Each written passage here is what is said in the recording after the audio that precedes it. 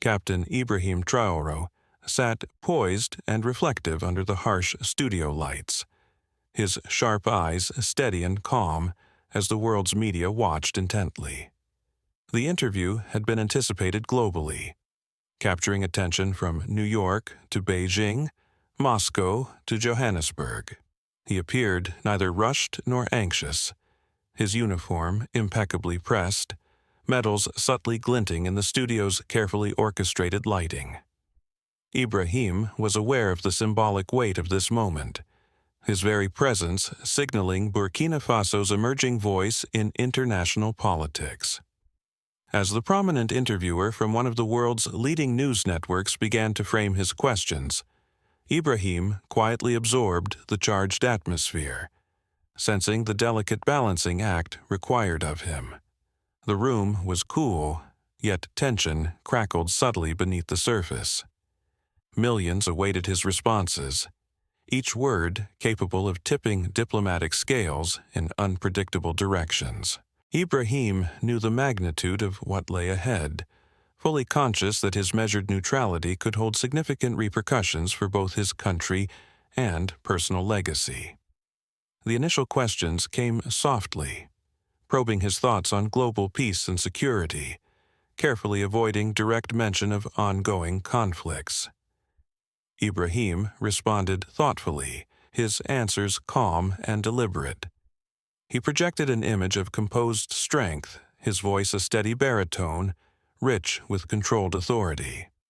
The host, seasoned in interviewing powerful global figures, subtly steered the conversation, incrementally drawing closer to the inevitable topic, the war in Ukraine. When the conversation finally turned explicitly to President Volodymyr Zelensky and the conflict gripping Ukraine, Ibrahim felt an intense yet well-controlled surge of caution ripple through him. He knew precisely what the interviewer sought: a headline, a sensational slip, a controversial statement. However, Ibrahim was resolute, keenly aware that every nuance, every hesitation, every carefully selected phrase would resonate globally, dissected endlessly by political analysts and media commentators. The host's voice became slightly sharper, delicately testing Ibrahim's resolve by referencing specific actions taken by both Russian forces and Ukrainian defenders. Yet Ibrahim remained deeply thoughtful, steering meticulously clear of explicit partisanship. He articulated profound respect for the resilience and courage demonstrated by both Ukrainian forces and citizens. Similarly, he acknowledged the complexities faced by Russia, refraining from casting immediate judgment on motivations or assigning blame without nuance.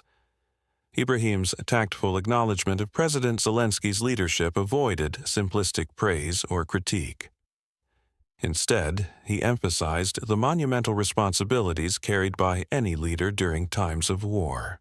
He admired Zelensky's tenacity, dedication to his people, and relentless advocacy on the global stage, carefully crafting his comments to highlight humanitarian concerns rather than geopolitical judgments.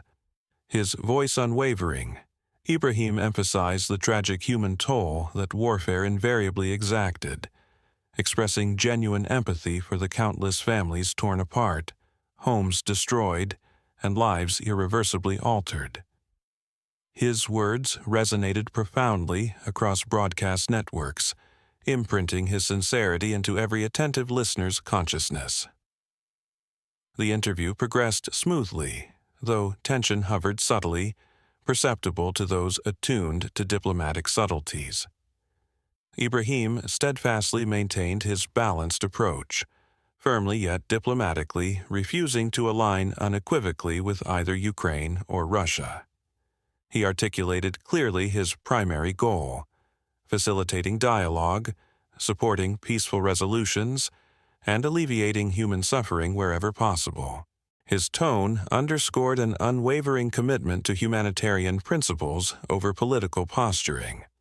The interviewer attempted a sharper pivot, introducing provocative questions intended to reveal Ibrahim's personal stance, subtly implying that neutrality was a convenient mask for indecision or political timidity. Yet Ibrahim, ever composed, skillfully navigated these rhetorical challenges.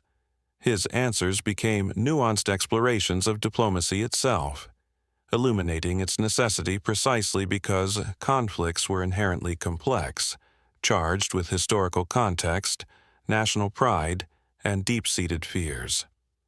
He acknowledged, frankly, yet indirectly, that he indeed held personal views about the conflict, but reiterated firmly that expressing them publicly would undermine his capacity to mediate effectively between both sides. Ibrahim emphasized repeatedly that a mediator's greatest strength lay precisely in their impartiality, which was neither weakness nor indifference, but rather a profound understanding of human frailty and the universal yearning for peace. Through subtle yet powerful phrasing, Ibrahim made clear that Burkina Faso stood ready to support constructive efforts toward peace negotiations, ceasefires, and ultimately sustainable resolutions to the conflict. His diplomatic acumen was evident, highlighting Burkina Faso's strategic aspirations to emerge as a respected voice advocating for peace and human dignity, independent of superpower dynamics.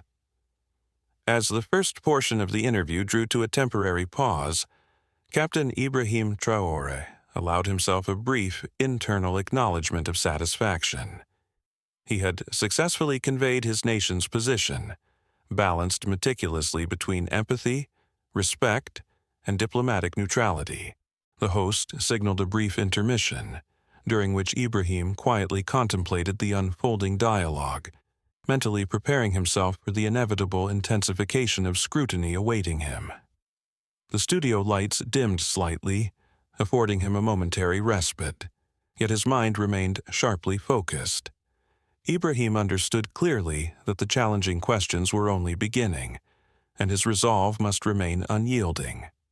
The world awaited, keenly attentive to his every word, every subtle nuance of his carefully crafted discourse. Ibrahim knew that in this critical juncture, restraint and wisdom were his strongest allies. Captain Ibrahim Traore remained seated, calm and collected, as the lights gently brightened once again, signaling the resumption of the widely watched interview. His expression was reflective, yet resolute, betraying no hint of fatigue or hesitation. Ibrahim understood well the gravity of each carefully selected phrase he uttered. Behind the disciplined calmness in his eyes flickered an awareness that transcended the immediate moment. Recognizing clearly the complex web of geopolitical sensitivities he navigated. The interviewer resumed the conversation, shifting subtly from broad humanitarian perspectives toward probing the implications of Ibrahim's stated neutrality. Questions now pointedly addressed perceptions in Western media that neutrality equated complicity or apathy. Ibrahim gently, yet firmly, deflected these suggestions. His explanations consistently illuminated the deeper complexity beneath seemingly straightforward moral imperatives. War, Ibrahim calmly reminded viewers, rarely lent itself neatly to binaries of right and wrong. Rather, it was invariably entangled in layers of historical grievances, misunderstood intentions, and the tragic inertia of violence itself. With an almost poetic clarity, Ibrahim described neutrality not as passive silence but as active engagement in peacebuilding. His words resonated profoundly across continents, drawing respectful attention even from critics. He outlined carefully constructed examples, reminding the audience of successful historical precedents wherein neutral nations effectively mediated long-standing conflicts. Ibrahim's sophisticated narrative subtly drew attention away from the simplistic accusations leveled by the interviewer, redirecting focus instead toward the universally shared human aspiration for lasting peace. As the interviewer intensified pressure, aiming to provoke a moment of impulsive revelation, Ibrahim remained impeccably composed. He navigated each provocative question with the diplomatic finesse of a seasoned statesman, subtly repositioning Burkina Faso as a country not merely observing from afar, but ready to become actively involved in facilitating negotiations if invited by the conflicting parties. His subtle yet powerful messages were expertly woven into his statements, underscoring the value of impartiality and the unique opportunities neutrality presented for dialogue and resolution. Aware that audiences around the globe were watching every subtle nuance of his responses, Ibrahim carefully expressed empathy for both Ukrainian citizens enduring immense suffering and Russian families who, too, bore silent burdens of grief and uncertainty. His ability to humanize both sides without resorting to moral equivalency demonstrated diplomatic mastery. Rather than dilute the horror or injustice of war, his statements underscored its universal tragedy, reinforcing the compelling urgency for diplomacy and peaceful negotiation. At one particularly poignant moment, the interviewer posed a charged, hypothetical scenario, pressing Ibrahim about how he would respond if personally invited by President Zelensky or the Russian leadership to mediate negotiations. Ibrahim carefully considered his reply, allowing a thoughtful pause before affirming Burkina Faso's readiness to facilitate dialogue between any willing parties genuinely committed to achieving peace. His nuanced emphasis on sincerity and commitment subtly reminded viewers of the difficulties inherent in genuine diplomacy, which demanded courage, patience, and profound humility from all involved parties. Throughout the conversation, Ibrahim skillfully diffused attempts by the interviewer to draw sensationalized contrasts or imply hidden sympathies. He emphasized repeatedly that the true adversary was not any nation or leader, but rather the destructive force of conflict itself, with its insidious ability to escalate beyond control and devastate generations. His answers, consistently thoughtful and meticulously phrased, began subtly shifting the narrative away from blame toward the more productive and hopeful realm of reconciliation and healing. In an unguarded but carefully constructed reflection, Ibrahim briefly mentioned his past experiences with conflict resolution within his own region. He spoke indirectly, yet evocatively, about the challenging negotiations he had navigated previously, highlighting lessons learned about human dignity, humility, and the transformative potential of genuine dialogue. His narrative briefly transported listeners beyond the studio and into a broader, universal context, reminding global audiences that peacebuilding was neither a quick nor straightforward endeavor, but one deeply rooted in mutual respect and genuine human empathy. His carefully balanced articulation of neutrality became increasingly persuasive, subtly challenging polarized narratives while inviting the audience into a nuanced understanding of diplomacy's immense challenges and its profound possibilities. Ibrahim deliberately avoided direct criticisms or overt endorsements, preferring instead to highlight the shared humanity underlying every conflict. His diplomatic eloquence resonated widely, transforming skeptical viewers into quiet admirers, drawn to his thoughtful sincerity and unwavering moral clarity. As the interview progressed toward its midpoint, Ibrahim sensed a subtle yet palpable shift in the room's energy.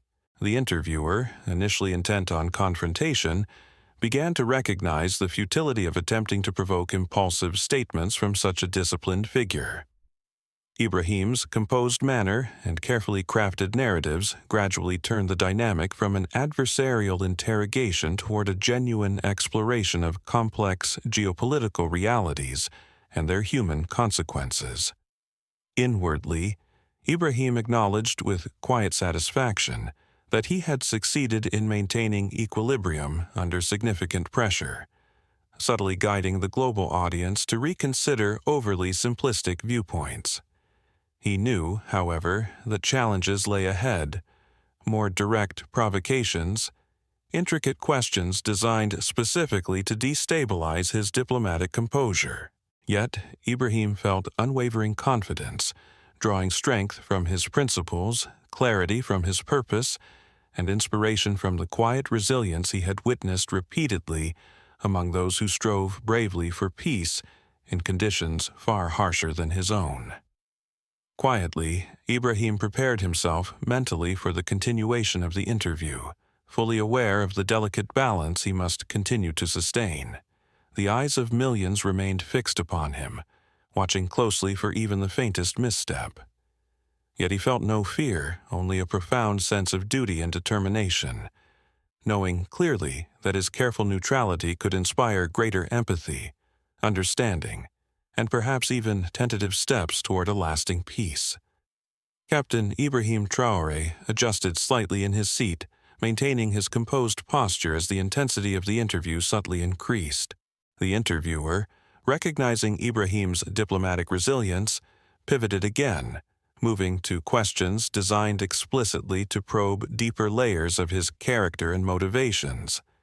These next inquiries sought less to challenge neutrality itself than to understand the personal values driving a figure whose restraint had already earned global admiration.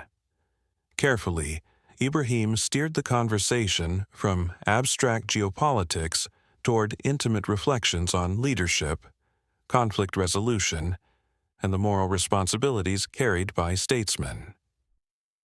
Without explicitly drawing parallels to his personal experiences, Ibrahim skillfully wove stories of past diplomatic missions he had undertaken, vividly illustrating the complexities involved in bringing opposing factions to peaceful dialogue. Each narrative subtly underscored the virtues he held in highest esteem: patience, empathy, and humility, without veering into overtly personal revelations. The interviewer listened closely, momentarily entranced by Ibrahim's meticulous storytelling. The captain's descriptions were rich with carefully chosen imagery, conjuring scenes that resonated universally. Negotiations around humble wooden tables in remote villages, tense conversations held under the shadows of looming crises, whispered appeals from families desperate to reclaim normalcy from chaos. Ibrahim's voice, steady and expressive, painted these moments vividly, drawing listeners deeper into a world rarely illuminated with such sensitivity in the arena of international diplomacy. In these quieter passages of the conversation, Ibrahim's tone grew subtly introspective, inviting his global audience to glimpse the profound internal deliberations guiding his diplomatic decisions. He shared the principle that neutrality and mediation were most effective not because of political expedience, but due to genuine empathy and a deep-rooted commitment to human dignity. Carefully avoiding any semblance of self-aggrandizement, Ibrahim nevertheless allowed himself to reveal, through nuanced phrasing, that his choices as a leader and mediator always gravitated toward alleviating suffering and fostering dialogue, values universal enough to resonate powerfully across diverse global audiences. At this juncture, the interviewer attempted yet another strategy, pressing Ibrahim with hypothetical moral dilemmas intended to force him into overt judgment of actions taken by either side in the Ukraine conflict. Ibrahim navigated these provocations with remarkable grace, acknowledging the moral complexities inherent in warfare without descending into accusatory rhetoric. Instead, he framed his reflections around broader philosophical questions about the nature of responsibility, justice, and reconciliation. His responses, ever cautious but deeply thoughtful, avoided the pitfalls of simplistic condemnation, carefully preserving space for dialogue and healing. Ibrahim's unwavering commitment to impartiality remained central, yet his carefully calibrated neutrality did not come across as indifferent or detached. Instead, he repeatedly highlighted the emotional and moral toll neutrality exacted from diplomats genuinely committed to peace. He admitted indirectly the internal struggle inherent in balancing moral conviction with the pragmatic demands of diplomacy, acknowledging that neutrality, far from being an easy stance, was perhaps one of the most difficult yet essential paths toward genuine resolution and lasting peace. His words resonated strongly, echoing subtly with historical references that provided his answers with greater depth and gravity. Ibrahim occasionally invoked brief yet powerful historical precedents, referencing diplomatic efforts from various continents and eras to demonstrate the enduring value and power of impartial mediation. He consistently underscored how successful conflict resolution historically depended upon mediators whose neutrality stemmed not from a lack of conviction, but from profound and deliberate restraint rooted deeply in moral clarity and human compassion. Aware of the mounting stakes and heightened scrutiny from global powers, Ibrahim carefully redirected questions attempting to link neutrality with geopolitical leverage or political calculation. He skillfully deflected cynical interpretations of his stance, instead positioning himself consistently as a humanitarian driven by moral imperatives rather than strategic ambitions. In doing so, he subtly challenged the interviewer's attempts at provocation, steadily guiding the conversation back toward the essential humanity underpinning all international relations. As the conversation advanced, Ibrahim addressed more explicitly the potential for Burkina Faso, and by extension other similarly positioned nations, to facilitate meaningful dialogue. Without committing specifically to a particular initiative, Ibrahim cautiously suggested that neutral countries, often overlooked in global power struggles, possessed unique capacities to build bridges precisely because of their perceived impartiality. His statement subtly encouraged international observers to reconsider traditional geopolitical hierarchies and appreciate the untapped potential of nations whose diplomatic roles were evolving rapidly amidst global turmoil. His deliberate reframing of neutrality as proactive rather than passive gradually shifted perceptions among the listening audience. Ibrahim's nuanced, reflective manner of speaking encouraged listeners to perceive diplomacy itself as a deeply courageous and profoundly creative act, one that required vision, bravery, and considerable moral fortitude. This reframing was subtle, yet immensely powerful, gradually dismantling reductive stereotypes about neutrality and repositioning it as an essential tool in the challenging pursuit of peace. As the interview approached another brief pause, Ibrahim subtly acknowledged to himself the progress he had achieved. Though his diplomatic restraint had been rigorously tested, his composure had remained unwavering, resonating powerfully with viewers worldwide. His thoughtful narratives and quiet charisma had effectively softened the sharper edges of provocation, redirecting the conversation toward more constructive reflections on conflict, morality, and the transformative possibilities inherent in true diplomatic engagement.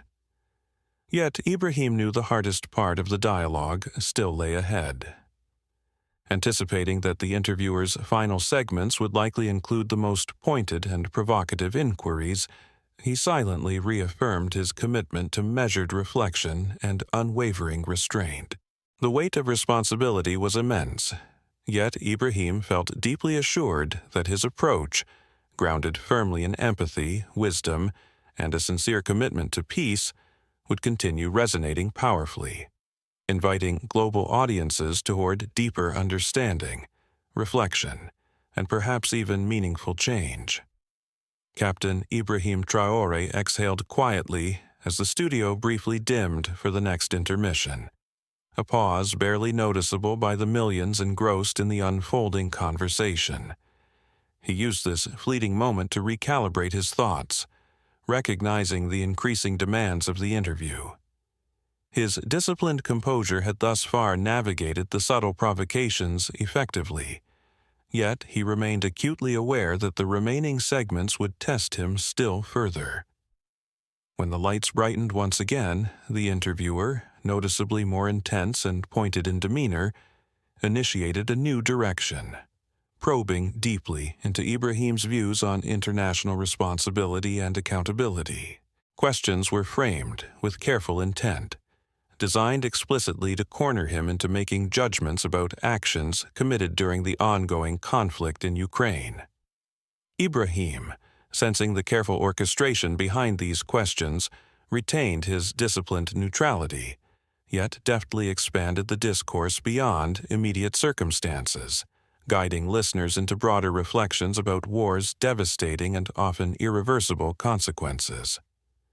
With remarkable eloquence, Ibrahim discussed the harsh realities faced by millions of civilians caught helplessly amid conflict, their daily existence defined by fear, loss, and uncertainty. Without singling out either party explicitly, he offered a universally relatable narrative, speaking vividly of displaced families, destroyed neighborhoods, and fractured communities struggling to survive amid relentless chaos. Ibrahim's narrative became increasingly poignant, subtly compelling viewers worldwide to momentarily transcend entrenched political biases and recognize the profound shared tragedy inherent in warfare. The interviewer, sensing Ibrahim's effective reframing, attempted a sharper pivot. He referenced specific, controversial military strategies employed by both sides, inviting Ibrahim explicitly to condemn or endorse particular actions. Ibrahim carefully deflected this tactic, masterfully steering the discussion toward principles of international law and the universal standards of humanitarian protection. His reflections were deeply thoughtful, emphasizing that accountability for wartime actions must be consistently applied without bias or selective morality. He firmly, yet gently, highlighted the necessity for impartial investigations conducted by credible international bodies, reiterating subtly the importance of neutrality in achieving genuine justice. Ibrahim's subtle yet firm insistence on fairness began to resonate broadly. His nuanced discourse encouraged listeners to question simplistic narratives about heroism and villainy, pushing instead toward a deeper exploration of moral complexity and shared accountability. He articulated a persuasive argument. Accountability and justice must not become mere tools of geopolitical strategy, but remain rooted firmly in universal humanitarian values. His reflections carried quiet authority, subtly challenging powerful nations to uphold consistently the very standards they proclaimed. Recognizing the potential impact of Ibrahim's steadily persuasive argumentation, the interviewer once again adjusted tactics. Questions shifted to broader geopolitical dynamics, specifically probing Ibrahim's views on potential roles played by global powers in conflict mediation. Here, Ibrahim carefully maintained his balanced position, diplomatically acknowledging the critical importance of powerful nations, while subtly suggesting that true peace required collaboration rather than competition among global leaders. His narrative skillfully emphasized that genuine mediation often required stepping back from immediate national interests and prioritizing collective human welfare above narrower geopolitical ambitions. Ibrahim's responses quietly urged powerful nations to reconsider their roles in global conflicts, suggesting gently yet convincingly that genuine leadership entailed humility, cooperation, and the courage to prioritize long-term peace over short-term political victories. At another critical moment, the interviewer questioned Ibrahim directly about potential skepticism from both Ukraine and Russia regarding Burkina Faso's neutrality or mediation capability. Ibrahim skillfully handled this provocative query, calmly acknowledging the legitimacy of such concerns while simultaneously reinforcing the integrity and sincerity of his nation's diplomatic intentions. Without making extravagant claims, he subtly reminded listeners that meaningful diplomacy required trust-building, transparency, and patience, qualities his nation was steadfastly committed to demonstrating. Ibrahim's disciplined narrative subtly yet powerfully repositioned Burkina Faso, not merely as an impartial observer, but as a capable, compassionate, and responsible diplomatic actor. uniquely positioned to contribute constructively, precisely because it remained unburdened by direct geopolitical entanglements. His reflections consistently underlined the often overlooked advantages that smaller or neutral nations possessed, principally their ability to foster trust precisely through the absence of overt political bias. As the segment advanced, Ibrahim's subtle yet deliberate reframing became increasingly persuasive, gradually dismantling stereotypical assumptions about neutrality or perceived insignificance. He portrayed Burkina Faso and similarly positioned countries as vital catalysts for dialogue precisely because they lacked entrenched biases or vested interests in specific geopolitical outcomes. His diplomatic clarity was quietly revolutionary, compelling global viewers to reconsider entrenched narratives about power, significance, and diplomatic influence. By maintaining impeccable restraint while subtly expanding the conversation into thoughtful and philosophical reflections, Ibrahim gradually shifted public perception, quietly advocating for diplomacy's enduring relevance amid escalating geopolitical polarization. His approach, carefully calibrated and unwaveringly dignified, began subtly reshaping public discourse around conflict, responsibility, and international relations, encouraging global audiences toward a deeper appreciation of nuance and empathy. As the segment approached yet another brief intermission, Ibrahim internally acknowledged the magnitude of what he had accomplished thus far. Yet he remained acutely aware that the final portion of the interview, anticipated to be the most provocative and emotionally charged, still awaited him. He prepared himself mentally, reaffirming silently his unwavering commitment to disciplined neutrality and diplomatic wisdom. In these quiet, contemplative moments before the resumption of questioning, Ibrahim felt deeply assured that his careful words had already sown seeds of reflection, empathy, and possibly even cautious optimism. The challenge ahead remained formidable, yet he sensed clearly that his diplomatic philosophy had begun subtly shifting global perspectives, illuminating paths toward dialogue, healing, and a more humane, peaceful future. Captain Ibrahim Traore steadied himself as the studio atmosphere subtly shifted into the final, most crucial segment of the interview. He perceived clearly that the interviewer, having exhausted indirect provocations, was preparing a final, pointed push designed explicitly to challenge his diplomatic resolve. Ibrahim remained resolute, fully cognizant of the symbolic and practical weight of every careful phrase he uttered. He recognized this segment as a defining moment, not merely for himself but potentially for his nation's evolving diplomatic identity on the global stage.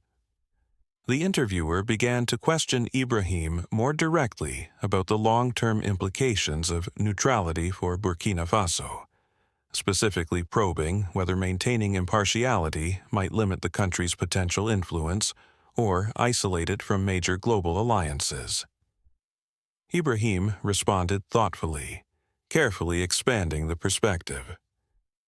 Rather than retreat defensively into justification, he skillfully reframed the discussion to illustrate neutrality's inherent power, its ability to foster genuine dialogue precisely because it stood apart from entrenched interests and historical grievances. With a measured and philosophical tone, Ibrahim articulated clearly that Burkina Faso's neutrality was neither weakness nor isolationist withdrawal. Instead, he painted neutrality as an active, strategic stance, intentionally chosen to preserve integrity and autonomy, allowing his nation to mediate impartially. He quietly emphasized how neutrality, when thoughtfully and courageously maintained, could indeed amplify diplomatic influence, precisely because it built trust across divides often insurmountable for major powers embroiled in direct rivalries. As the interviewer pressed further, directly challenging Ibrahim with hypothetical scenarios where Burkina Faso might be pressured into choosing sides, Ibrahim maintained his serene composure. He reiterated firmly yet gently that the essence of true neutrality lay precisely in its unwavering consistency, its refusal to compromise moral clarity for temporary political convenience. With compelling conviction, he emphasized that genuine neutrality was a deeply principled choice, continually reaffirmed through consistent actions and unwavering adherence to humanitarian values.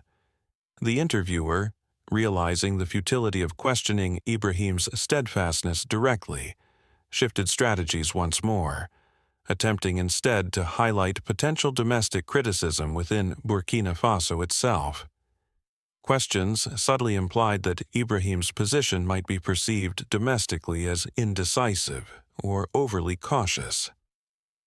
Ibrahim handled these delicate provocations with characteristic diplomatic grace, thoughtfully acknowledging internal debates as healthy manifestations of democracy rather than threats to stability or cohesion.